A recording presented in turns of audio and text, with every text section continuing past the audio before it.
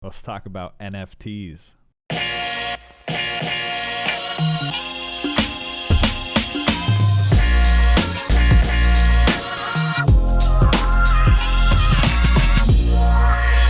Hello and welcome back to another video. I'm your beautiful host, Young Buffett, and today we are starting a new series about NFTs. So quick background, I bought Bitcoin at around 300 and Ethereum at around 8. So I've been in and out of the crypto game for many years. When I first saw NFTs start to emerge out of nowhere, I was really intrigued and stayed far away as possible, letting the technology develop a bit first. And then, I'd rather always be late than wrong when it comes to investments and money and stuff. So I saw some pretty crazy NFTs sell for millions and millions of dollars. I'm sure you guys have seen it too, but it started to get a little out of hand and it really piqued my interest. So I spent a long time researching, reading, looking, and learning about them, how they work, why they work, and what the heck they even are. So I still have a lot to learn, but that's the beautiful part about this channel is that we can learn and experience it together. I'll be documenting my journey here every step of the way. So if you're into that kind of thing, definitely scroll down, find the subscribe button, and hit it as hard as you can, so you don't miss a thing. In this video, I'm going to break down what NFTs I'm looking at, what NFTs I'm buying, and we'll dive in a little bit deeper into one that I'm actually really excited about, Logan Paul's CryptoZoo NFT. So Logan announced it in his podcast, and I'll show you what it is, how to buy Zoo, and my personal thoughts and opinions on it. All right, so real quick, just some context here. In my trading group over at Finery, I have a link in my description below if you want to come check it out, but we have a crypto channel, and my buddy Roger sent me a message saying that he wants to get into NFTs, and he eventually bought a Solarian. And a Solarian is the first NFT on the Solana blockchain, and it got me super interested. So I looked into picking one up, and then I realized that it all really just came down to the marketing of it. They had 10,000 maximum Solarian available. They were going for about like 400, 500, 600 bucks, and then some for like some crazy thousands and thousands and tens of thousands of dollars. But they're working on a marketplace and you're going to be able to buy and sell them. It seemed cool. It's just a GIF. And it's the first on that blockchain, but I wanted something that had a little bit more hype around it first.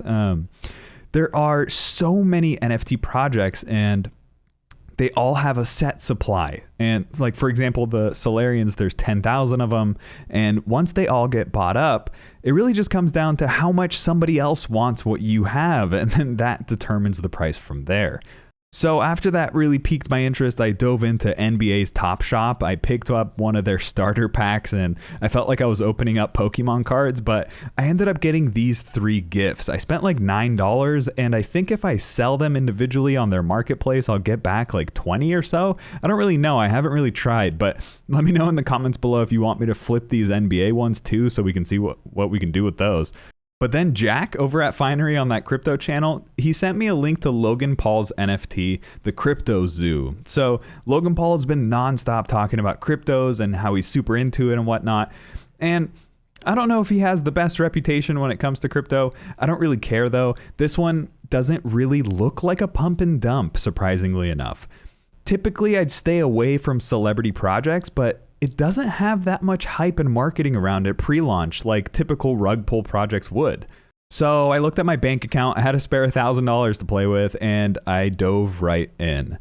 But it was way harder than I thought, which is part of the reason why I decided to even make this video. I want to help explain what it is, how to buy it, what my plans are, and then you can go from there. If you're excited to learn more about it, smash that like button. Great, now I just sound like every other celebrity YouTuber. Smash that like button, blah, blah, blah. All right. Let's talk about what is CryptoZoo.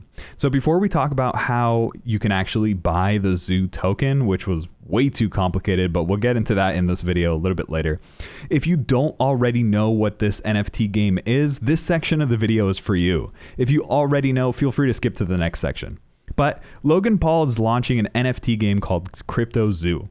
It's an autonomous ecosystem where zoo owners breed, collect, and trade exotic hybrid animals via NFTs. What makes CryptoZoo different?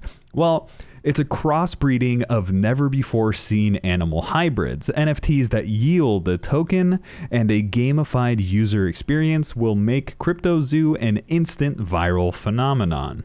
Their website then says the team is well versed in both blockchain and the marketing space, which, by the way, two most important parts of having a successful NFT. Being well versed in blockchain obviously lets you have a reliable network and foundation to work on, but when it comes to price, the marketing is where the hype and the demand really come in.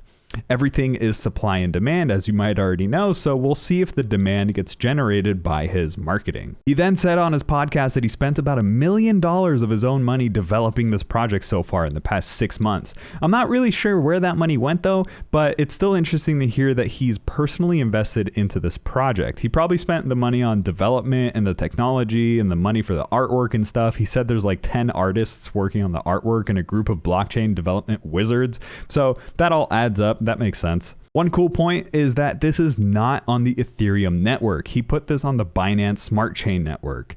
This is because of the crazy Ethereum gas fees. If we're buying and selling and doing a bunch of transactions, then we don't want to get wiped out from gas fees. Which, by the way, if you don't know what gas fees are, it's pretty much fees that you pay for every transaction on the blockchain. They're payments that are made by the users to compensate for the computing energy required to process and validate transactions. Another cool thing about this NFT game is that apparently they yield a dividend. So you could totally just buy and hold these NFTs and it would act like a dividend stock. It just pays you a yield. So we'll learn more about that as we learn more about this game. Now let's talk about how I finally figured out how to buy Zoo. I wanted to buy Zoo because it says on their website on September 1st, if you buy the NFTs using Zoo, you get 10% off.